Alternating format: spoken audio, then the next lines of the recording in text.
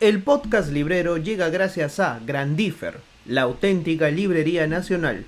Visítalos en Ayacucho, Trujillo, Cusco y pide tus libros en cualquier parte del país de manera virtual. Busca Libre, todos los libros que necesitabas a solo un clic de distancia. Siempre lo he dicho en otros programas, soy un gran telenovelero. Y el día de hoy, dicho sea de paso, siento que se ha escapado de la pantalla Paloma Yerobi, que está con nosotros. Paloma, ¿cómo estás? Bienvenida al Buen Librero. Bien, Jan, muy agradecida de estar acá contigo. Nieta de Leonidas e hija de Nicolás. Sí. ¿Cómo es eso? Cuéntame. Bueno, es mi vida, sí, muy orgullosa de mi papá, de mi abuelito, de mi bisabuelo, ¿no? Y siempre la verdad que lo he tomado con mucha naturalidad porque nunca me he dedicado a la literatura, digamos, ¿no? Ahora recién estoy dedicándome a la escritura y bueno, muy orgullosa también de mis dos lados, ¿no? Por el lado Cisneros también. Estás yéndote un poco por el lado de la poesía, me estás comentando. Sí, desde hace unos 4 años siempre escribí, pero nunca lo tomé como una carrera, digamos, y estoy escribiendo, voy a publicar mi primer poemario. Cuéntame, ¿cómo fue crecer en una casa? Me imagino que había alguna biblioteca y algunos libros que vienen a tu cabeza cuando te presento esta escena.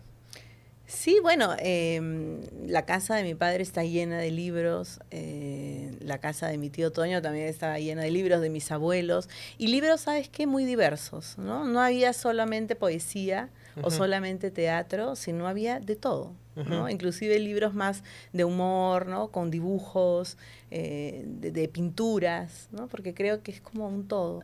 Siempre acostumbrada a eso y creo que he sido afortunada porque he tenido la posibilidad de poder leer desde muy pequeña. Cuando uno piensa en Toño Cisneros, he escuchado muchísimas anécdotas respecto a él. En algún momento le preguntaban, ¿cómo estás? Estoy, le decía Toño. ¿Tienes alguna anécdota con tu tío?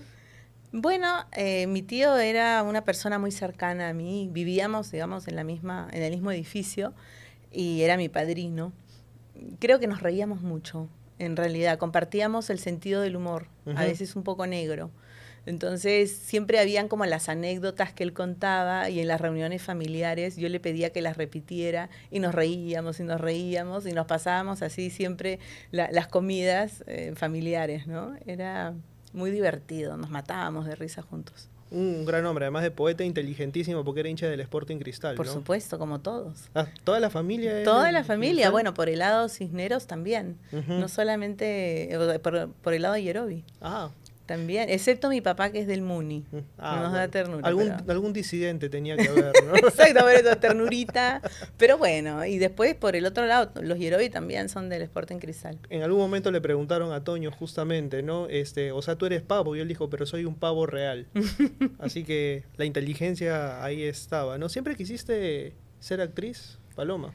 Ay, no sé, ¿sabes? Creo que fui quedándome, ¿no? En la actuación. Mira, de más chica quería escribir, porque escribí desde muy chiquita. Le hacía poemitas a mi tortuga, a las flores de la maceta, ¿no? Al mar, porque siempre he vivido a 2 cuadras del mar, en el malecón Cisneros. Y bueno, creo que quería ser escritora o escribía. Y la actuación llegó porque ya en la universidad quería saber más o menos hacia dónde ir. Lo que te contaba, entonces entré a comunicaciones porque no sabía, hasta que llevé un curso de dramaturgia con Alonso Alegría y dije, bueno, esto es lo que quiero. Y ahí fui entrando a la actuación, ¿no? ¿Y cómo fue que pudiste encontrar tu propio proceso para encontrarte a ti misma ya convertida en actriz? Porque me imagino que hay toda una serie de miedos, de cuestiones ahí alrededor de... cuando tú le dices a tu familia, bueno, entiendo que también hay una vocación artística detrás. O sea, no es tampoco el común denominador de muchas familias peruanas. Por ahí yo le dije a mi papá, quiero ser comunicador, se infartó. Claro. Mi mamá casi me bota de la casa. Peor cuando le dije, quiero ser profesor. O sea, me dijeron, no aguantas una. Me dijeron, claro, todas las tiras para allá. Pero cuando le dices a alguien que te quieres dedicar al arte, la reacción es un poco como que yéndose un poco para atrás. ¿No fue tu caso? No, creo que mi caso fue al contrario, ¿no? Como que esperaban que no fuera artista. O simplemente dije y era como, bueno, ya está. O sea, no hubo un cuestionamiento, ¿no? Como que en general creo que mi ingreso también, como tú dices, a encontrarme yo misma como artista fue muy natural. ¿no? Naturalmente me cambié de universidad para estudiar artes escénicas, entré, me encantó, llevé actuación con Alberto Isola, quedé deslumbrada. Tremendo ¿no? maestro, ¿no? Tremendo maestro, y además también tiene como mucha poesía el teatro, ¿no? Entonces creo que desde ese inicio me sentí muy cerca a ese mundo y simplemente entré, ¿no? Como que todo fluyó con mucha naturalidad, ¿no? Y jamás en mi casa me dijeron que no, tampoco que sí. O sea, tampoco hubo la fiesta de, ay, vas a ser artista. No, con mucha discreción, desde chiquita tampoco me metían a talleres de actuación, para nada. O sea, es más, de niña creo que no. En el colegio sí yo quería actuar en las actuaciones, pero no me incentivaban tampoco, ¿no? Como que querían que yo misma encontrara mis propios gustos, mi propio camino. Has mencionado algo, la poética del teatro. ¿Cuál es la poética del teatro? ¿Qué tiene de poético el teatro?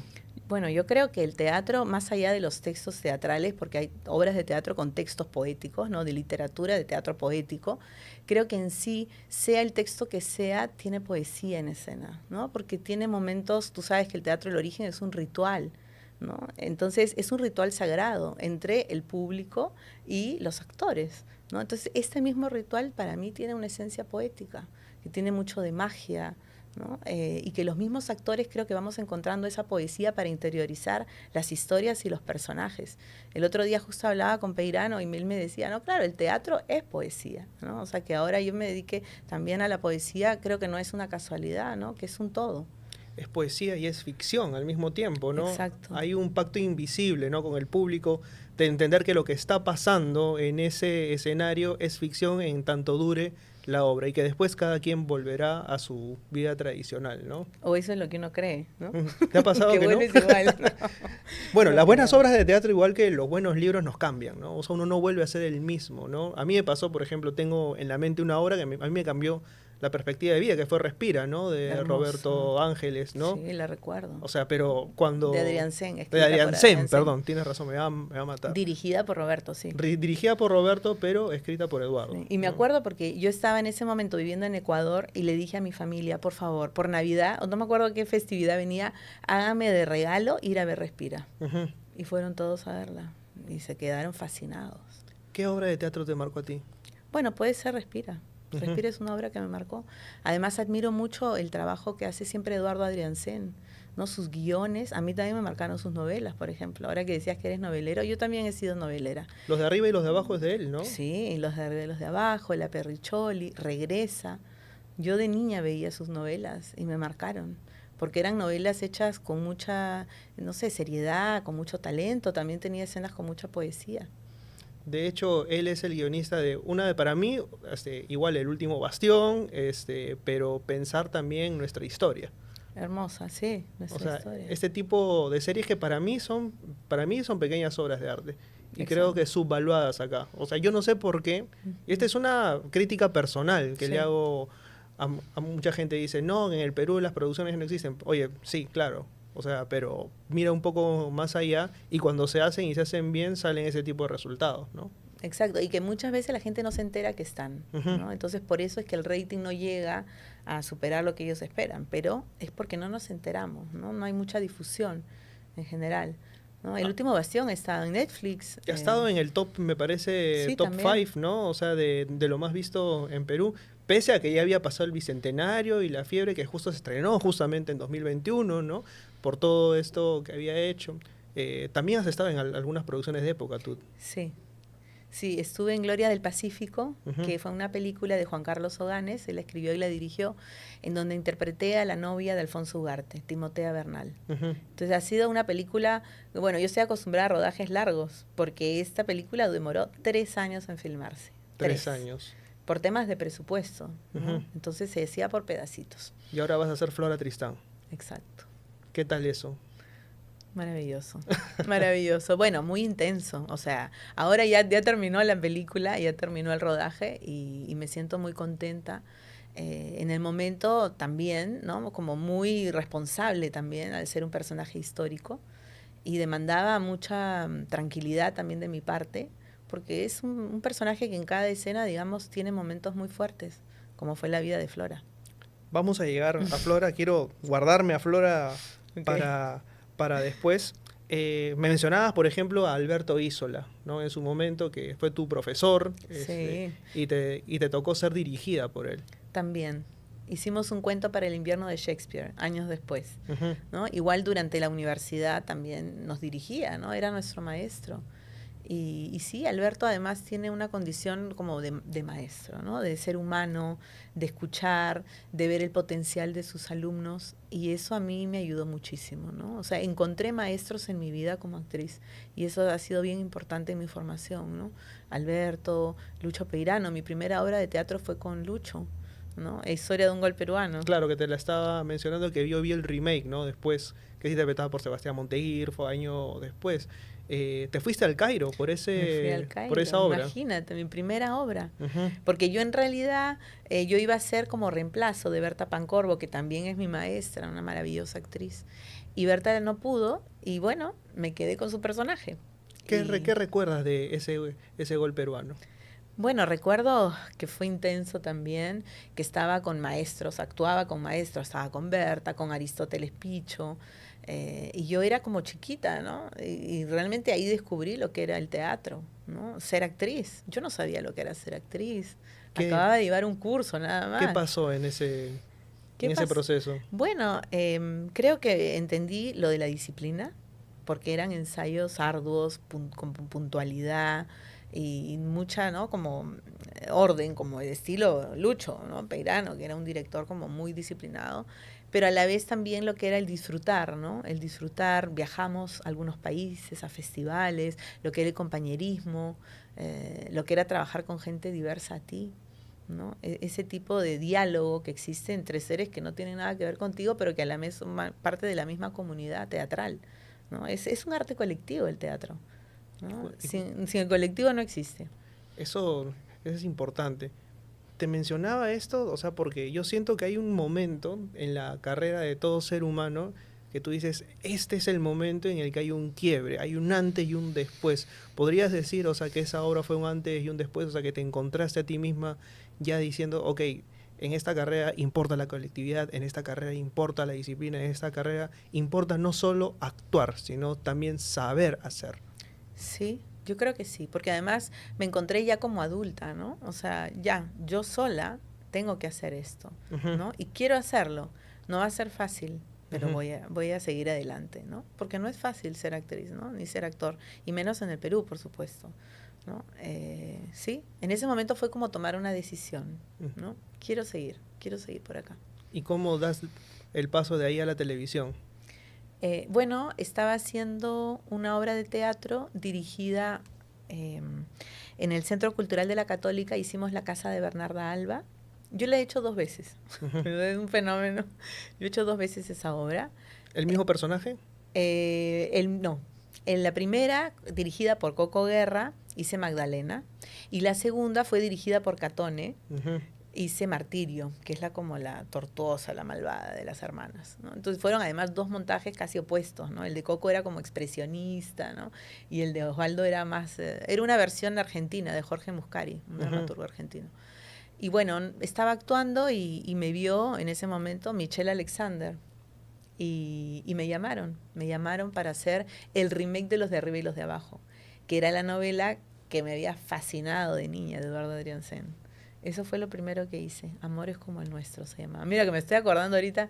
Amores como el nuestro. Estaba Ismael La Rosa y Virna Flores. Exacto. Ellos Ya. eran los protagonistas y yo era, no me acuerdo ahorita el nombre de mi personaje, pero era una mujer, mira que era una mujer soltera con una hija, camarógrafa. Ujú. ¿No? O algo raro en ese momento, ¿no? Además una mujer camarógrafa, ¿no? Y andaba con la cámara para todas partes. Sí, esa fue mi primera novela.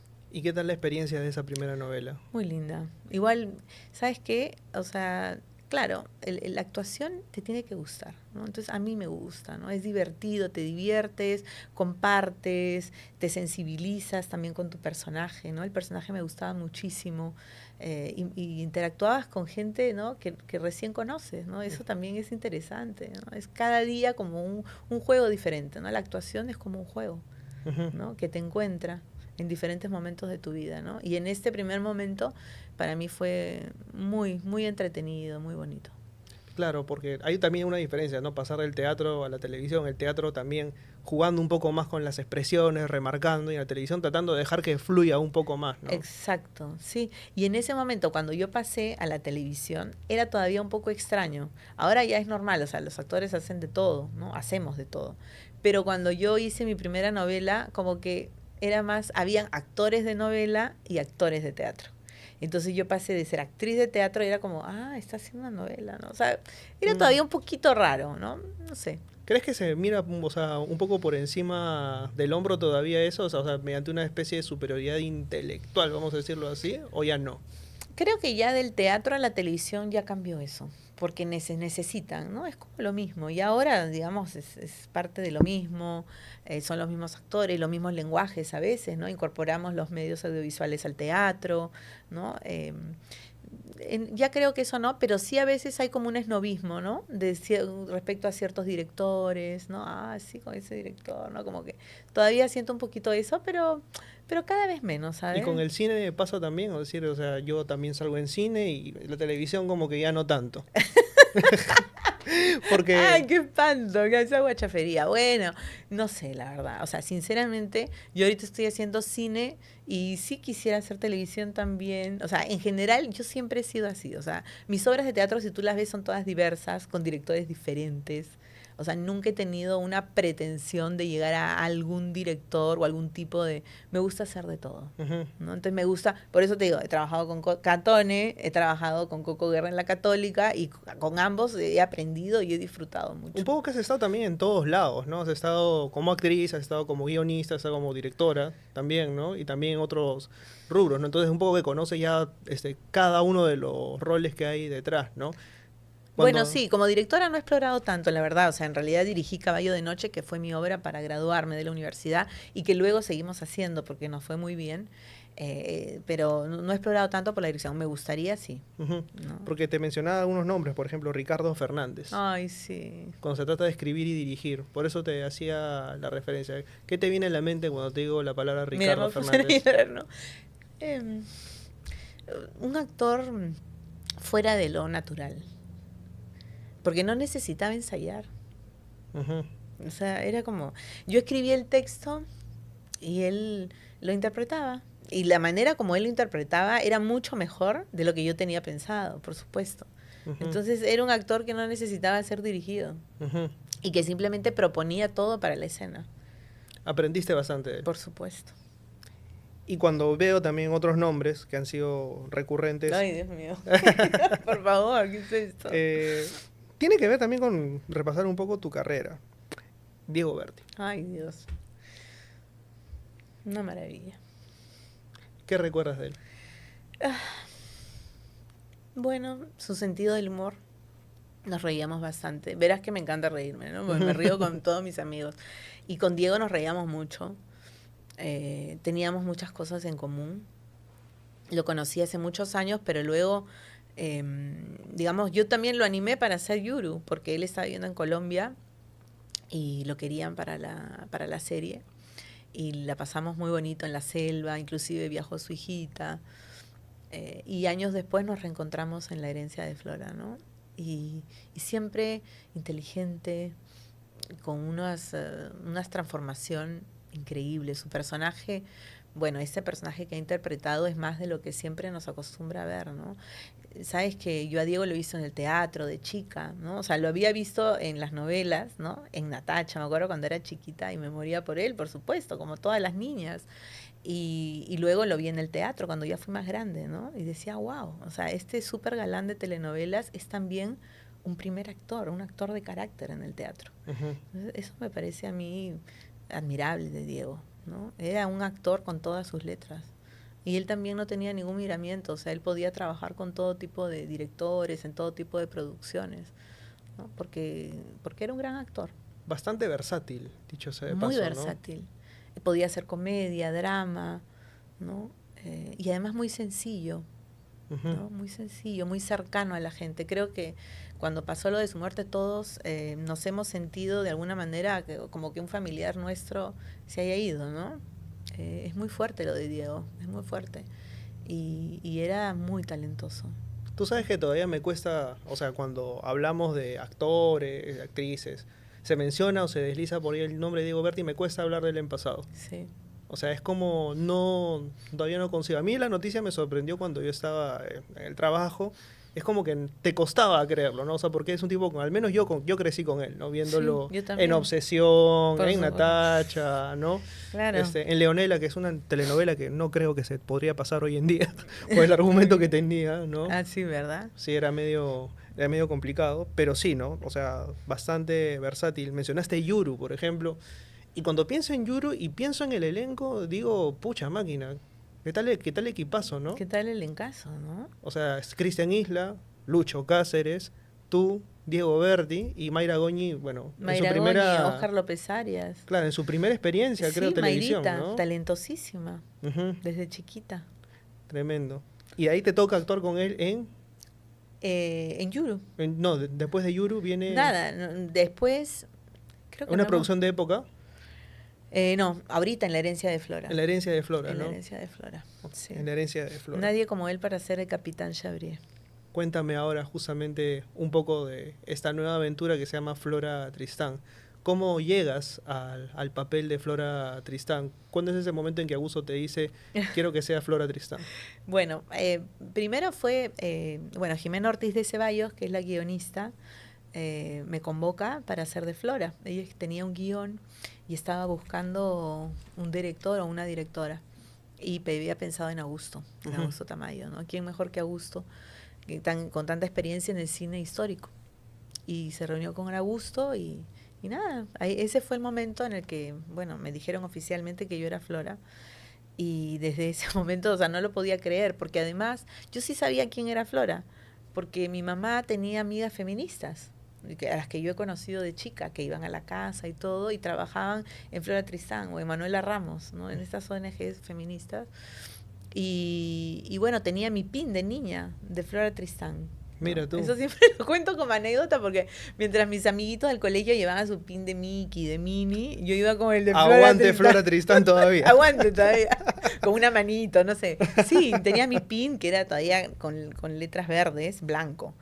Y muy orgullosa, ¿no? Y sin saber bien, o sea, sabía que había sido una mujer que había luchado por las mujeres, pero no tenía idea todavía de la envergadura, ¿no? Era chiquita. Y bueno, luego pasé a enseñar a un colegio, cuando estudiaba en la universidad, a un colegio que se llamaba Flora Tristán. Ujú. Y bueno, después cambió el nombre, es nivel A el colegio, pero bueno, imagínate. Entonces, he estado familiarizada de alguna manera y me puse a investigar muchísimo, ¿no? Entonces me sentí sobrecogida, ¿sabes? O sea, muy emocionada de poder tener la oportunidad de hacer ese personaje, pero también con mucha responsabilidad, porque es un personaje que para mí es muy trascendente, ¿no? En mi historia como mujer, ¿no? En la historia de los peruanos. Entonces me empapé, leí todo lo que encontré de Flora. ¿Es cierto que fuiste a visitar a sus propios parientes, a los que quedaban, para poder empaparte de información directa? Lo que hice fue escribirle, busqué así en Wikipedia, así tipo películas, y busqué en Wikipedia, tararán, descendencia, ¿no? Porque tú sabes que Flora además es abuela de Paul Gauguin, del pintor. Ujú. Entonces dije, ok, no hay nada por acá, vamos a ver Paul Gauguin. Y salió la descendencia y sí, estoy en contacto con Albert Winding, que es tataranieta de Flora, de la rama de Gauguin, Ujú. ¿no? Porque hay otra rama peruana que está acá en Perú, o don Jaime, que está en Chile, que acaba de escribir un libro sobre Flora. Entonces, bueno, me puse en contacto con ella y me empezó a contar un poco sobre la familia y que ella había estado en Arequipa, tratando de encontrar un poco su historia, ¿no? Es increíble, ¿no? Porque el paso de Flora Tristán por el Perú es muy breve, Sí. brevísimo, diría yo. Y justamente en este libro de Jaime Dutch Higginson, que es Jaime Dejad que las mujeres griten sus dolores, librazo, o sea, que tiene 2 tomos, que también él se ha dado el trabajo de recrear la vida de Flora con el lenguaje costumbrista de la época, desde su nacimiento hasta su muerte. A mí personalmente, cuando me tocó presentar el libro en la feria Ricardo Palma junto a Francesca de Negri, Qué maravilla. Francesca Sí. de Negri, llegaba a la conclusión de que, claro, pues, o sea, la vida de Flora Tristán recorre tantas etapas y hay tantos claroscuros en su vida que no los conocemos, y espero, dicho sea de paso, con ansias poderlos ver en la película, Porque siento que Flora Tristán es un nombre que en el Perú se pronuncia con solemnidad, porque sabemos que tiene un pasado histórico, pero también con desconocimiento. Sí. Hay muchas cosas que no sabemos de Flora Tristán. Por ejemplo, ¿qué son esas cosas de Flora Tristán que has descubierto ya en el proceso de investigar y de empaparte para interpretar al personaje, que por ahí los peruanos no sabíamos o que deberíamos de saber en todo caso? Una de las cosas que descubrí de Flora, bueno, entre tantas, o sea, que Flora, es que hay muchas Floras. Ujú. Esa es una, ¿no? Hay una Flora que es la que está en Francia, casada, que es maltratada por su marido, que es madre de niños, y es otra, la Flora que viaja en el barco, y es otra la que llega al Perú, y es otra la que regresa a Europa, ¿no? Y bueno, dentro de estos claroscuros que tú mencionas, primero el interés político, ¿no? A ella le interesaba la política y quería tener algún cargo, o ser presidenta, no sé, pero lo que ella quería era tener un cargo, pero como que sea un medio para que se logre la igualdad, ¿no? Para cambiar la legislación, para lograr la igualdad entre hombres y mujeres, ¿no? O la igualdad de beneficios para todos y todas, para los niños, para los obreros, para la gente que no se les consideraba parias, Ujú. ¿no? Entonces tenía un interés político muy interesante y eso se ve, parte de eso se ve en la película. No quiero spoilear tampoco, ¿no? Pero eso a mí me sorprendió Pero que es algo que muchísimo. a ella le toca desde chica, ¿no? O sea, de hecho, que es despojada justamente de todos sus bienes y ella se queda a vivir prácticamente con su mamá. Y en este matrimonio, o sea, que al cual ella recurre, no es una experiencia tampoco tan grata, ¿no?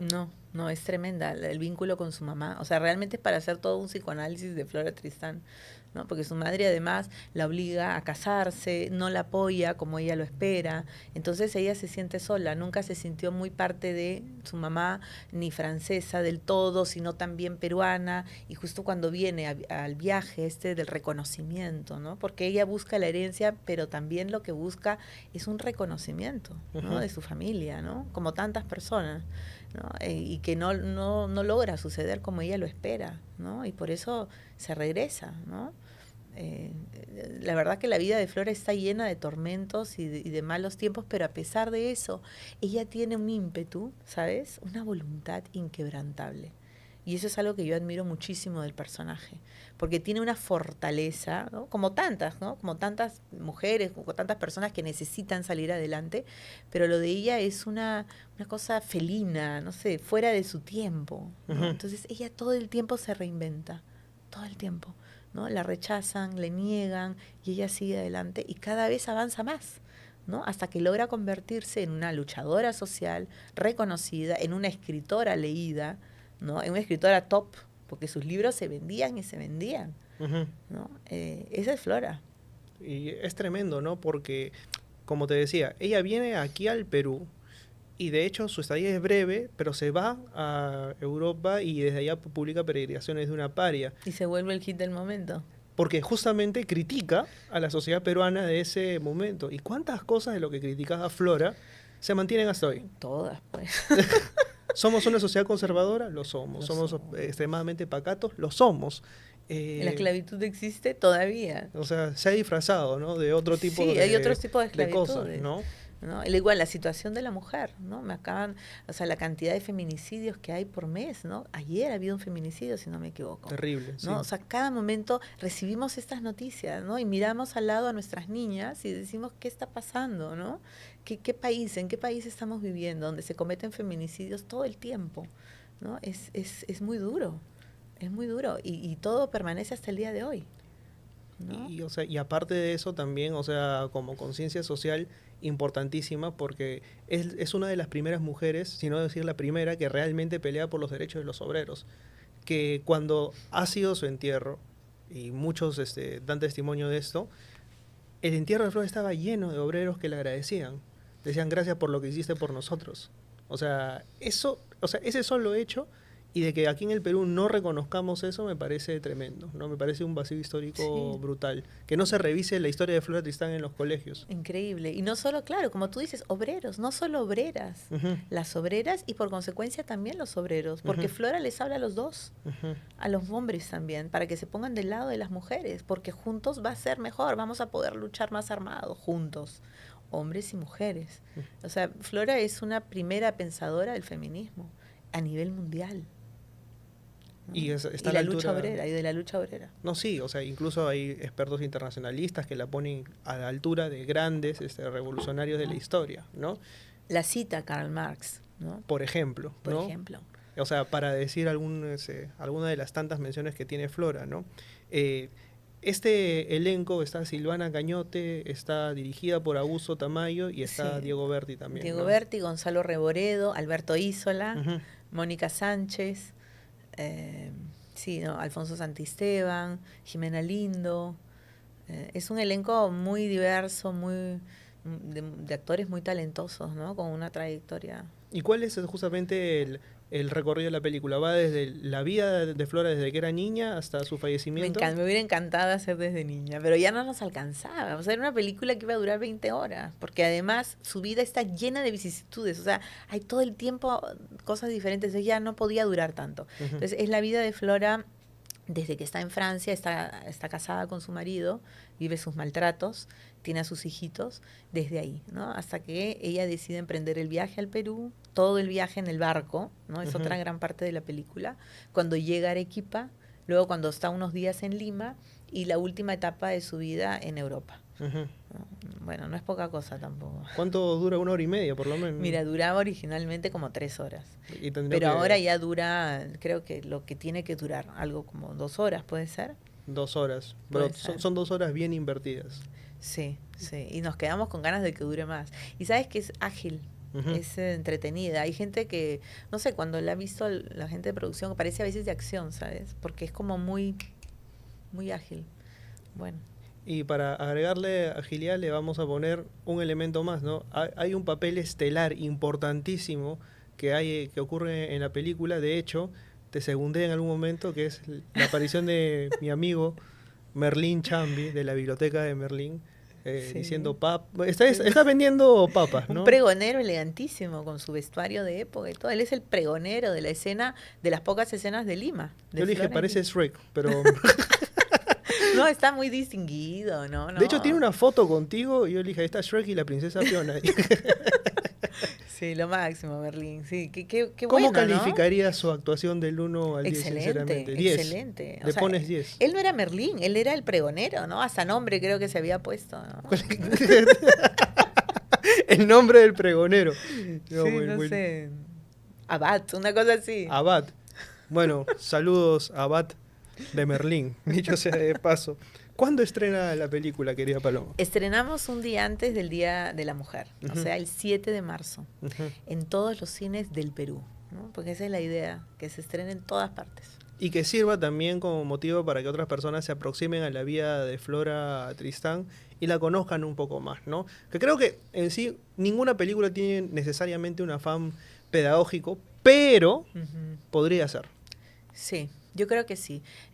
Creo que espero y creo que cuando vean la película se van a sentir más atraídos por el personaje de Flora y van a empezar a buscar textos de ella para leer, a investigar. Creo que es un personaje muy rico y que van a conmoverse con ella, se van a sentir cerquita. Eso es lo que por lo menos a mí como actriz me encantaría.